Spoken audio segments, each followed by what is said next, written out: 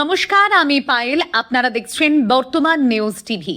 আজ 18ই অগস্ট মঙ্গলবার রইল আজকের সবচেয়ে বড় 40টি প্রধান খবর। দেখে নিন এক নজরে আজকের সংবাদ শিরোনামগুলি। বাতিল 17 লক্ষ আবেদন, অগাস্টে অন্নপূর্ণা যোজনার টাকা পাবেন কতজন, জানালেন রাজ্যের মন্ত্রী। ঘুষ নিতে গিয়ে হাতে নাতে পাকড়াও পুলিশ অফিসার, গ্রেপ্তার ব্যাটরা থানার সাব ইন্সপেক্টর। আবাসে 30 লক্ষ নতুন বাড়ি, 1 টাকাও কেউ চাইলে আমাকে খবর দিন, বার্তা মুখ্যমন্ত্রীর। ডিম থেরাপি থেকে বাঁচতে সঙ্গে রাখবেন আগ্নেয়াস্ত্র, কালীঘাটপন্থী কীর্তির কথায় বিতর্ক। কাকুলি সায়নেদের সাংসদ পদ কেন খারিজ নয়, স্পিকার ওম বিড়লার বিরুদ্ধে সুপ্রিম কোর্টে মামলা করলেন অভিষেক।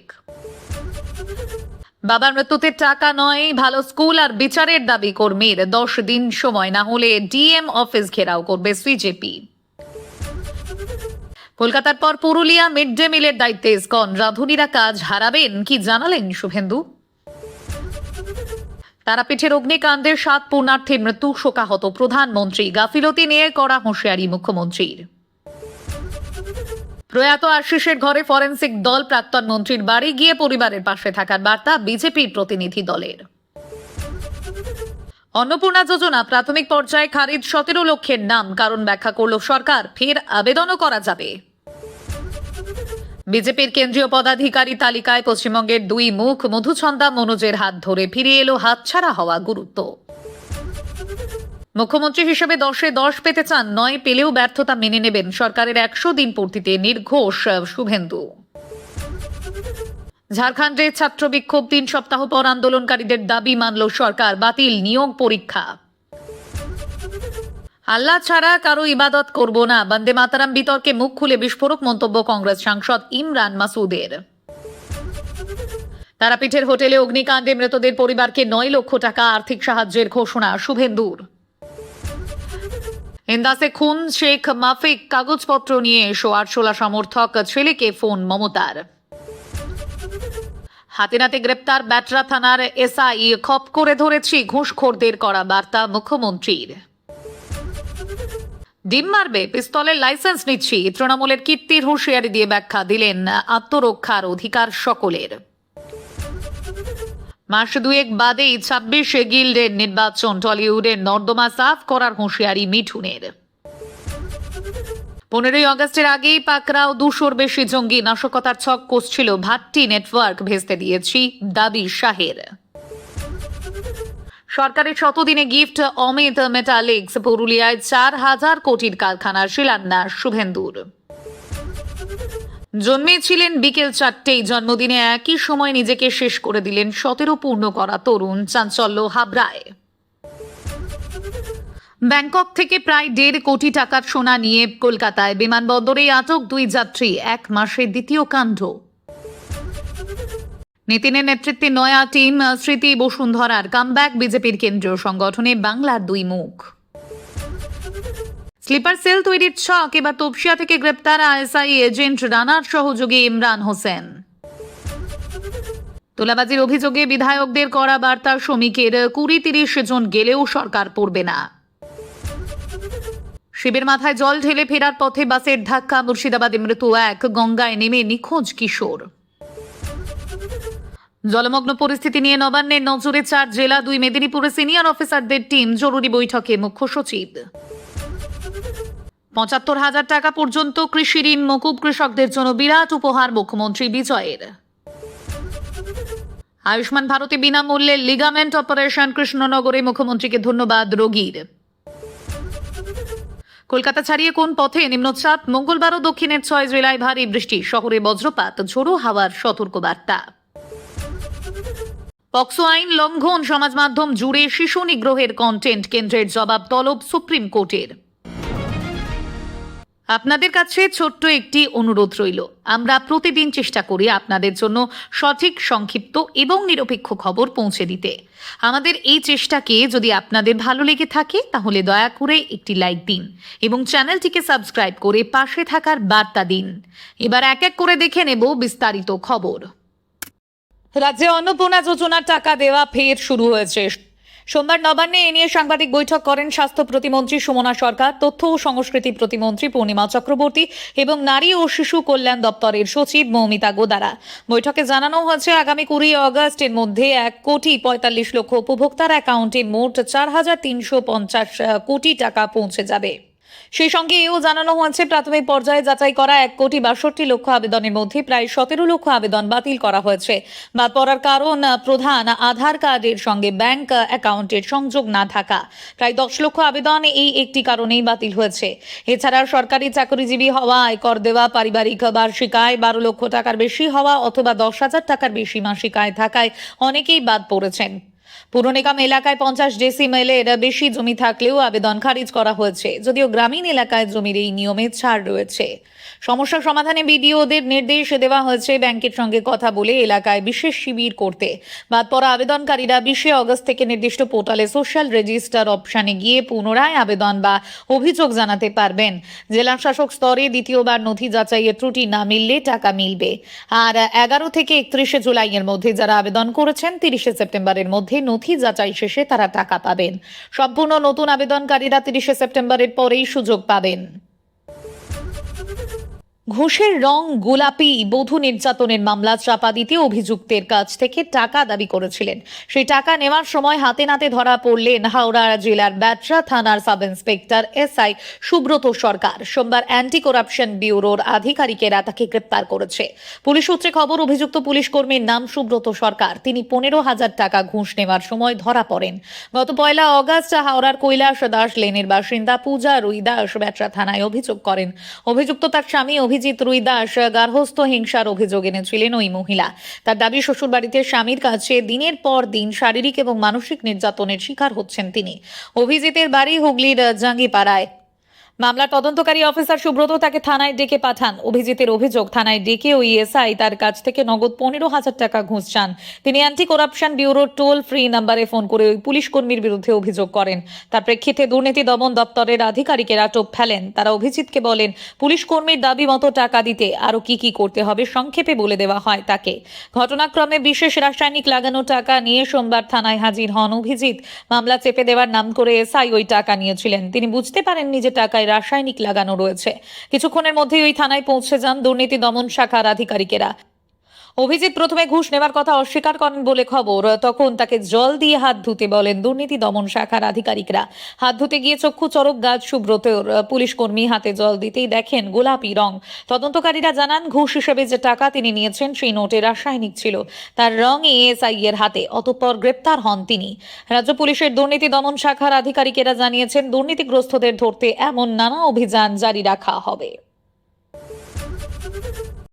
ছাত্র বিক্ষোভের চাপে অবশেষে পিছু হটল ঝাড়খণ্ডের হেমন্ত সোরেনের সরকার। প্রায় 3 সপ্তাহ পর আন্দোলনকারীদের দাবি মানল তারা। বাতিল করা হয়েছে স্টাফ সিলেকশন কমিশন এবং পাবলিক সার্ভিস কমিশনের নিয়োগ পরীক্ষা। পাশাপাশি পরীক্ষা সংক্রান্ত সংস্থা TSR ডেটা প্রসেসিং লিমিটেড বা TDPL এর মাধ্যমে হওয়া সমস্ত নিয়োগও বাতিল করেছে সরকার। সোমবার সাংবাদিকদের মুখোমুখি হয়ে মুখ্যমন্ত্রী হেমন্ত বলেন TDPL দ্বারা পরিচালিত সকল নিয়োগ পরীক্ষা তার ফলাফল বাতিল করা হয়েছে। পাশাপাশি TDPL এর মাধ্যমে হওয়া সমস্ত নিয়োগও বাতিল করা হয়েছে। একই সঙ্গে তিনি ঘোষণা করেন 2014 সাল থেকে TDPL এর পরিচালনায় অনুষ্ঠিত হওয়া সমস্ত পরীক্ষার ছোট বড় ভুলের তদন্ত করবে CID। পাশাপাশি অনিয়মের অভিযোগগুলির পৃথক তদন্ত করবে একজন অবসরপ্রাপ্ত বিচারপতির নেতৃত্বাধীন কমিটি। মুখ্যমন্ত্রী আশ্বাস দিয়েছেন আন্দোলনকারীদের উদ্বেগের বিষয়গুলি সরকার খতিয়ে দেখবে এবং সমস্যাগুলির দ্রুত সমাধান করা হবে। সরকারি চাকরিতে নিয়োগ দুর্নীতির প্রতিবাদে গত 23 দিন ধরে লাগাতার আন্দোলন চালাচ্ছিল ঝাড়খণ্ডের ছাত্র যুবরা।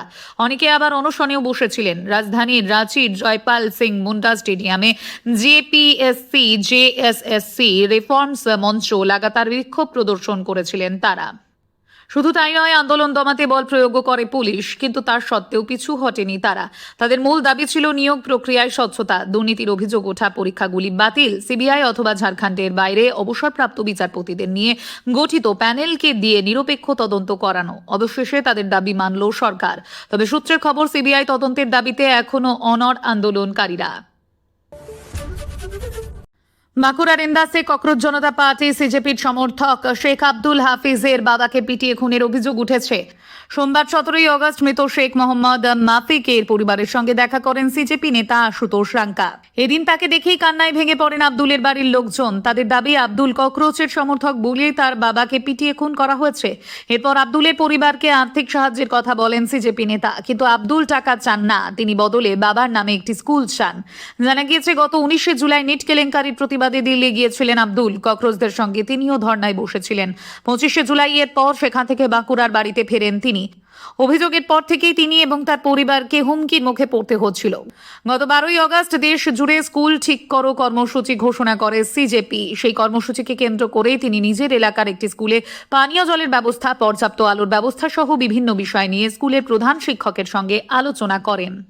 অভিযোগের পরেই দিনে তথা 13 আগস্ট তার বাড়িতে চড়াও হন কয়েকজন বিজেপি কর্মী। আব্দুলকে মারধর করেন, শাবল দিয়ে আঘাত করেন। তখনই তার বাবা তাকে বাঁচাতে গেলে তাকেও মারধর করে বিজেপি কর্মীরা। পরিস্থিতি বিপজ্জনক বুঝে ঘটনাস্থল থেকে পালায় তারা। এরপর স্থানীয়দের সহায়তায় আব্দুলের বাবাকে ইন্দাস হাসপাতালে ভর্তি করা হয়। অবস্থার অবনতি হলে তাকে 15 আগস্ট বর্ধমান মেডিকেলে রেফার করা হয়। সেই রাতেই মৃত্যু হয় আব্দুলের বাবার। ঘটনায় আব্দুলের পরিবার স্বাভাবিকভাবেই ভেঙে পড়েছে। আজ সিজেপি নেতা আশুতোষ রাঙ্কা আব্দুল এবং তার পরিবারের সঙ্গে দেখা করতে গেলে আব্দুল জানান তার ক্ষতিপূরণের দরকার নেই, বাবার নামে একটি স্কুল করে দিলেই হবে।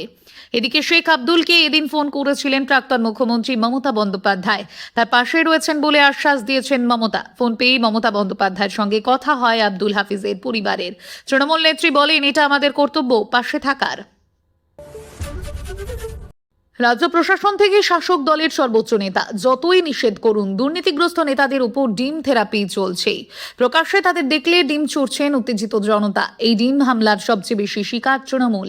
এই ছবিটার আর বদল ঘটল না। এবার তা আটকাতে নিজের সঙ্গেই লাইসেন্সধারী আগ্নেয়াস্ত্র রাখার কথা বলে বিতর্ক বাড়ালেন কালীঘাটপন্থী তৃণমূল সাংসদ কীর্তি আজাদ।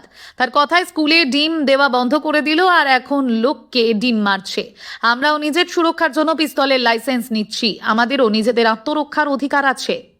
পাল্টা বিজেপি বিধায়ক চন্দ্রশেখর বন্দ্যোপাধ্যায়ের হুঁশিয়ারি, উনি যদি আগ্নেয়াস্ত্র রাখবো এ কথা বলেন তাহলে আমরা হাইড্রা করে ওকে তুলে বিহার পার করে দিয়ে আসবো।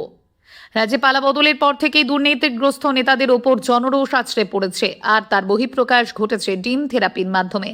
যারা গ্রেপ্তার হয়েছেন বা যারা হননি, অনেককে লক্ষ্য করে জনতা ডিম ছুড়ছে।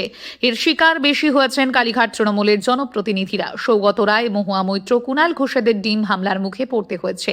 এবার তা আটকাতে বর্ধমান দুর্গাপুর সাংসদ কীর্তি আজাদের ঘোষণা, আমরাও নিজেদের সুরক্ষার জন্য পিস্তলের লাইসেন্স নিচ্ছি, আমাদেরও নিজেদের আত্মরক্ষার অধিকার আছে। সোমবার নিজের সংসদীয় এলাকায় সাংবাদিক বৈঠক করে তিনি কথা বলেন। কীর্তির কথায়, আমরা ভয় পাওয়ার মতো লোক নই। আমরা ভারতের জন্য ক্রিকেট খেলেছি, ভারত মাতার মর্যাদার জন্য ক্রিকেট খেলেছি। ঋতব্রত শিবিরকে নিশানা করে তিনি বলেন, ওদের সঙ্গে আমাদের পুরনো সম্পর্ক রয়েছে। ঋতব্রত কি করেছেন, ফোনে কি কথা বলেছেন, কার চাপের মুখে তিনি কি করেছেন সেটাও আমরা জানি। বিজেপিকে নিশানা করে সাংসদের শ্লেষ, সেটা রাক্ষস রাজ, রাক্ষস কালমিনীরা এখানে বসে রয়েছে। বেশ কিছু কর্মসূচি নিয়ে কীর্তি আজাদ এসেছেন বর্ধমান দুর্গাপুরে। জানালেন, সন্ধ্যায় রুদ্ধদ্বার বৈঠক রয়েছে। মঙ্গলবার পূর্ব বর্ধমানের নানা জায়গায় ঘুরবেন। দুর্গাপুজোর পর থেকে দলের সমস্ত কর্মসূচি শুরু হবে। বাংলার সঙ্গে আফ্রিকার দেশগুলির তুলনা করে তার মন্তব্য, বাংলার খুব খারাপ অবস্থা, এমন অবস্থা আফ্রিকাতেও নেই। সেখানে সমুদ্রে জলদস্যু ঘুরে, আর এখানে শহর, ঘর, গলি সর্বত্র জলদস্যু, ডাকাতরা ঘুরে বেড়াচ্ছে। জাতীয় রাজনীতিতে দল বদলের গেরো নিয়ে আইনি লড়াই এবার পৌঁছে গেল দেশের সর্বোচ্চ আদালতে। লোকসভার স্পিকার ওম বিড়লার বিরুদ্ধে সরাসরি মামলা দায়ের করলেন তৃণমূল কংগ্রেসের সেকেন্ড ইন কমান্ড তথা সাংসদ অভিষেক বন্দ্যোপাধ্যায়। দলেরই 20 জন বিদ্রোহী সাংসদের সদস্য পদ খারিজের দাবিতে সোমবার সুপ্রিম কোর্টে আনুষ্ঠানিকভাবে এই মামলা দায়ের করা হয়েছে, যার শুনানি চলতি সপ্তাহেই হওয়ার জোর সম্ভাবনা রয়েছে। তৃণমূলের টিকিটে লোকসভায় জয়ী হয়েও কাকলি ঘোষ দস্তিদার, সুদীপ বন্দ্যোপাধ্যায়, শতাব্দী রায়, সায়নী ঘোষ সহ 20 জন সাংসদ নিজেদের ন্যাশনালিস্ট সিটিজেন্স পার্টি সঙ্গে যুক্ত বলে দাবি করেছিলেন। অথচ স্পিকার অফিস থেকে তাদের দলবদলকে আনুষ্ঠানিকভাবে স্বীকৃতি না দিলেও সংসদের অন্দরে তাদের বসার আসন পরিবর্তন করে সামনের সারিতে নিয়ে যাওয়া হয়েছে বলে অভিযোগ। অভিষেকের প্রশ্ন, যদি তাদের দলবদল বা পদত্যাগ এখনো আইনি স্বীকৃতি না পেয়ে থাকে, তবে কিসের ভিত্তিতে তাদের আসন বদল করা হলো? 1985 সালের লোকসভার সদস্য নীতির 6 নম্বর ধারা অনুযায়ী অবিলম্বে এই 20 জন সাংসদের সদস্যপদ খারিজ করার আবেদন জানিয়ে গত 19 জুন স্পিকারের দপ্তরে পিটিশন দাখিল করেছিলেন অভিষেক, কিন্তু দীর্ঘদিন ধরে সেই বিষয়ে কোনো শুনানি বা বিজ্ঞপ্তি জারি না হওয়ায় শেষ পর্যন্ত শীর্ষ আদালতের দ্বারস্থ হতে বাধ্য হলেন তিনি। এই হাই প্রোফাইল আইনি লড়াই দেশের সংসদীয় রাজনীতিতে নতুন মোড় আনতে চলেছে বলেই মনে করছে রাজনৈতিক বিশ্লেষকরা। সর্বকনিষ্ঠ হিসেবে বিজেপির সর্বভারতীয় সভাপতি হয়েছিলেন নীতিন নবীন। এবার পছন্দ মতো টিম বেছে নিলেন নীতিন নবীনের নেতৃত্বে বিজেপির নতুন পদাধিকারীদের নামের তালিকা প্রকাশ হয়েছে সোমবার। সেখানে গুরুত্বপূর্ণ পদ পেয়েছেন বসুন্ধরা রাজে, সিন্ধিয়া, স্মৃতি ইরানির মতো পরিচিত মুখ, যারা সাম্প্রতিক অতীতে খানিকটা হারিয়ে গিয়েছিলেন। নীতিনের টিমে জায়গা করে নিয়েছেন বাংলার মনোজ টিগ্গা এবং মধুছন্দা কর। তালিকায় সবচেয়ে বড় চমক সম্ভবত বসুন্ধরা রাজে সিন্ধিয়া। রাজস্থানের প্রাক্তন মুখ্যমন্ত্রীকে সর্বভারতীয় সহসভাপতি পদ দিয়েছে বিজেপি। রাজস্থানের অনামী ভজন লাল শর্মাকে মুখ্যমন্ত্রী করার পরই গেরুয়া শিবিরের সঙ্গে বসুন্ধরার দূরত্ব বেড়েছে বলে জল্পনা ছড়ায়, কিন্তু তাকে আবারও ফিরিয়ে আনা হলো দলের গুরুত্বপূর্ণ পদে। অন্যদিকে 2024 লোকসভা নির্বাচনে আমেঠিতে অনামী কিশোরী লাল শর্মার কাছে হারের পর রাজনীতি থেকে বেশ দূরে চলে গিয়েছিলেন স্মৃতি ইরানি। ফিরে যান অভিনয় পেশায়। জনপ্রিয় সিরিয়াল কিউ কি সাস ভি কভি বাহু থিতে দেখা যায় তাকে। নীতিনের টিমে সাধারণ সম্পাদকের পদ পেয়েছেন তিনি। সংসদের বাদল অধিবেশন শেষ হওয়ার পরেই সাংগঠনিক রদবদল ঘোষণা হবে দলীয় স্তরে, এমনই ইঙ্গিত আগেই দেওয়া হয়েছিল। 15 আগস্ট স্বাধীনতা দিবসে লালকেল্লা থেকে প্রধানমন্ত্রীর ভাষণ এবং তার পরের দিন প্রাক্তন প্রধানমন্ত্রী অটল বিহারী বাজপেয়ীর মৃত্যুবার্ষিকী উপলক্ষে দলীয় কর্মসূচি থাকায় ঘোষণার জন্য সোমবারকেই বেছে নেয় বিজেপি। শোনা গিয়েছিল কেন্দ্রীয় সংগঠনে এক ঝাঁক নতুন মুখকে জায়গা করে দেওয়া হবে। বিশেষ নজর তরুণ নেতৃত্ব এবং মহিলা সভানেত্রীর দিকে। অভিজ্ঞদের সঙ্গে নতুন প্রজন্মের ভারসাম্য রেখে সংগঠনকে আরও সক্রিয় করাটাই এই রদবদলের লক্ষ্য। বাংলা থেকে ক্যান্সার চিকিৎসক মধুছন্দা করকে রাখা হয়েছে সর্বভারতীয় সহসভাপতিদের তালিকায়। এছাড়া আলিপুরদুয়ারের সাংসদ মনোজ টিগ্গা সাধারণ সম্পাদকের পদ পেয়েছেন। উল্লেখযোগ্যভাবে আইটি সেলের মাথা থেকে সরিয়ে দেওয়া হয়েছে অমিত মালব্যকে। তার পরিবর্তে দায়িত্ব পেয়েছেন ছত্তিশগড়ের দীপক মাসকে। প্রায় 10 বছর ধরে বিজেপির আইটি সেল সামলাচ্ছেন মালব্য। পশ্চিমবঙ্গের কো ইনচার্জ হিসেবেও কাজ করেছেন। গোটা মিডিয়া টিমই ঢেলে সাজিয়েছেন নীতিন নবীন। জায়গা পেয়েছেন কংগ্রেস মন্ত্রী একে অ্যাটলির পুত্র অনিল অ্যাটলি।